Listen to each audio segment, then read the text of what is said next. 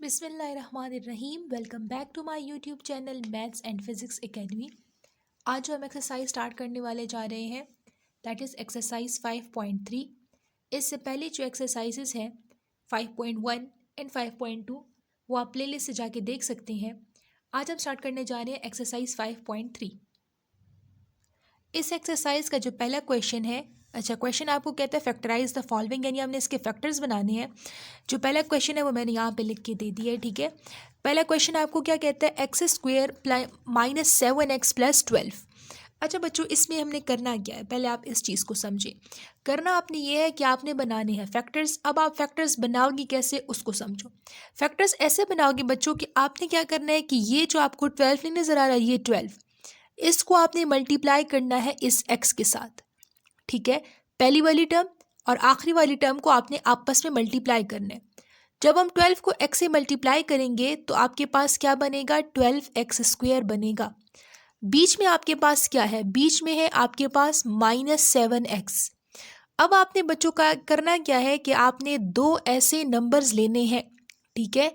दो ऐसे नंबर्स लेने हैं जिनकी मल्टीप्लिकेशन से क्या आना चाहिए, 12x² आना चाहिए, और जिनको प्लस या माइनस करो तो क्या आना चाहिए, -7x आना चाहिए, ठीक है। तो अब हमने देखना है कि 12 किसके टेबल में आता है। 12 3 के टेबल में आता है। 3 4 ज़र क्या होता है, 12 होता है।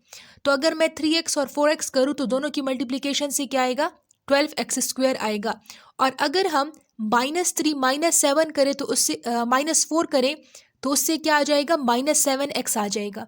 तो आपके पास क्या बनेगा, पहली टर्म और आखिरी टर्म तो आपने उसी तरह लिख देनी है। इस नंबर के फैक्टर्स हम कैसे बनाएंगे कि -3x -4x, ठीक है। अब 3 4 ज़ार क्या होता है, 12, साथ में x है तो x², दोनों की मल्टीप्लिकेशन से क्या आ रहा है, x² आ रहा है। और -3x -4x से क्या आता है, -7x आता है, ठीक हो गया। अब आपने क्या करना है कि अब आपने ये, इसको मैं फोकस कर देती हूँ। अच्छा, अब आपने क्या करना है कि इन दोनों में से कॉमन लेना है और इन दोनों में से कॉमन लेना है। यहाँ से हम क्या कॉमन ले सकते हैं, यहाँ से हम कॉमन ले सकते हैं x को। x को कॉमन लिया तो एक x बाहर चला गया, अंदर एक x रह गया। माइनस x जब बाहर चला गया तो अंदर क्या रह जाएगा, 3। फिर यहाँ पे कौन सा साइन है, माइनस। इन दोनों में से हम क्या कॉमन ले सकते हैं, 4।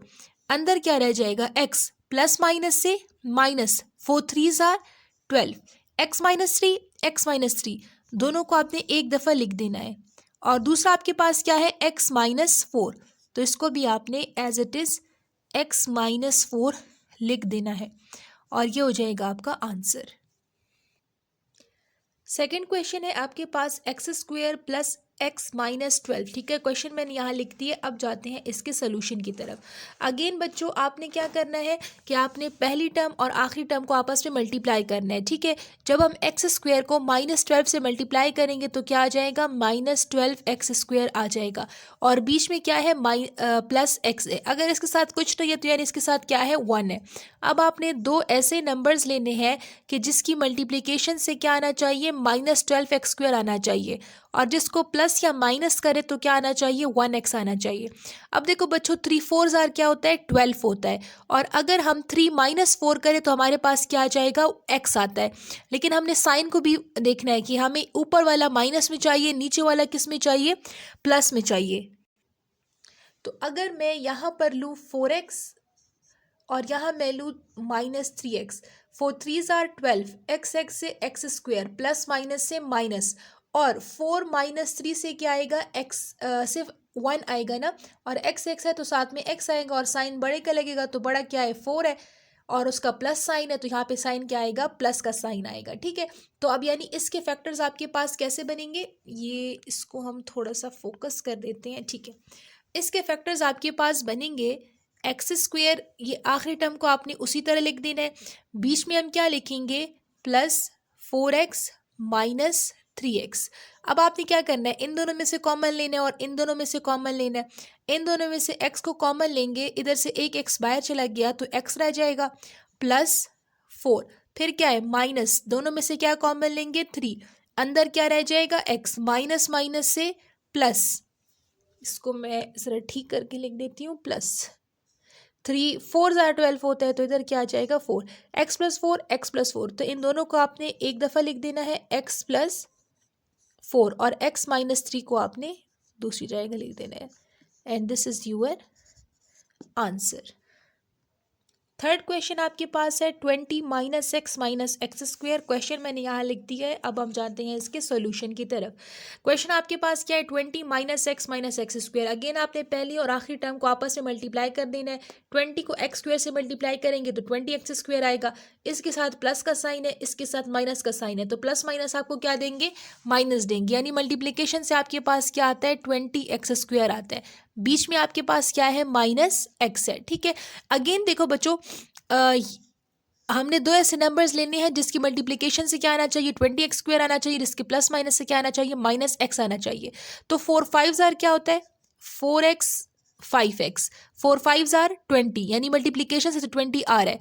अब हमने साइन को देखना है, अगर मैं बड़े के साथ साइन माइनस का लगाऊं तो इससे क्या आएगा, 4 माइनस 5 से x ही आएगा, और साथ में साइन बड़े का लगेगा तो इधर से क्या आ जाएगा, बड़े का साइन आ जाएगा।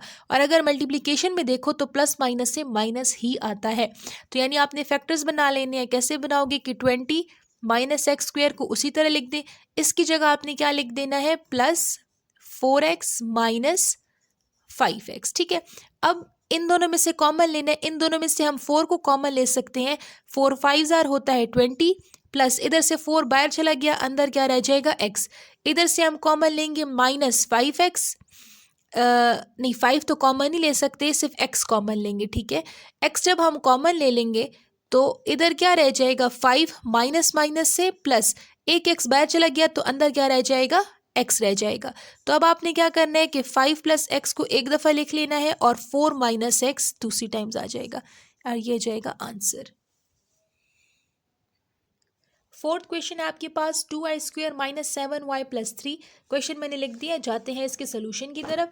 अच्छा, अगेन आपने क्या करना है, पहली और आखिरी टर्म को आपस में मल्टीप्लाई करना है। 2 3 ज़ार 6 और साथ में y, तो ये हो जाएगा 6y स्क्वेयर। दोनों के साथ प्लस का साइन है, तो यानी इसके साथ भी क्या साइन आएगा, प्लस।